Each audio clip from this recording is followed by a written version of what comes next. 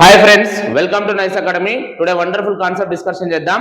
ఒక సంఖ్య ఇచ్చి ఆ సంఖ్య పర్ఫెక్ట్ స్క్వేరా కాదా, ఖచ్చిత వర్గ సంఖ్య అవుతుందా కాదా అనేది క్వశ్చన్ కి మనం కాన్సెప్ట్ చూద్దాం. రైట్, క్వశ్చన్ ఏంటంటే ఫైండ్ పర్ఫెక్ట్ స్క్వేర్ నెంబర్, ఖచ్చిత వర్గ సంఖ్యను కనుగొనమంటుడు. పర్ఫెక్ట్ స్క్వేర్ ఎట్లా ఫైండ్ అప్ చేయాలి చూద్దాం. కాన్సెప్ట్ ఏంటంటే వెరీ వెరీ ఇంపార్టెంట్. కాన్సెప్ట్ మీద ఫోకస్ చేయాలి మనం. ఫస్ట్ 1 స్క్వేర్ అంటే ఏమవుతుంది 0 1, 2 స్క్వేర్ అంటే 0 4, 2 2 4, 3 స్క్వేర్ అంటే 3 3 9, 0 9, 4 స్క్వేర్ అంటే 4 4 16, 5 స్క్వేర్ అంటే ఎంత 25, 5 5 25. నెక్స్ట్ 6 స్క్వేర్ అంటే 36, 6 6 36.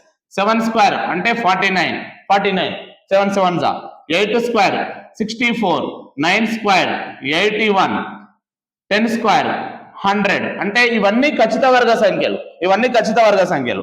అయితే ఈ పర్ఫెక్ట్ స్క్వేర్, ఈ పర్ఫెక్ట్ స్క్వేర్ లో లాస్ట్ డిజిట్ చెక్ చేయండి. ఇక్కడ లాస్ట్ డిజిట్ 1 ఉంది, 4 ఉంది, 9 ఉంది, 6 ఉంది, 5 ఉంది, 6 ఉంది, 9 4 1 0. అంటే 1 4 9 6 5 6 9 4 1 0 వస్తుంది. కానీ అంటే ఏ ఖచ్చిత వర్గ సంఖ్య అయినా సరే ఈ నెంబర్లతోనే ఎండ్ అవుతుంది. కానీ ఎండ్ కాకుండా ఉండేది ఏమై 2 తోని 3 తోని 7 తోని ఏదైతే ఒక నంబర్ 2 తోని 3 తోని 7 తోని 8 తోని ఎండ్ అవుతుందో అది ఖచ్చిత వర్గ సంఖ్య కాదు.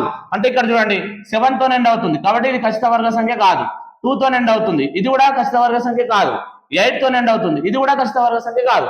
4 తోని ఎండ్ అవుతుంది, ఇక్కడ 4 ఉన్నది చూడండి. కాబట్టి ఇది ఖచ్చితంగా ఖచ్చిత వర్గ సంఖ్య. It is a exactly perfect square. Okay friends, ఈ వీడియో నచ్చినట్లయితే మీ ఫ్రెండ్స్ కు షేర్ చేయండి, లైక్ చేయండి, సబ్స్క్రైబ్ చేయండి. Thank you so much.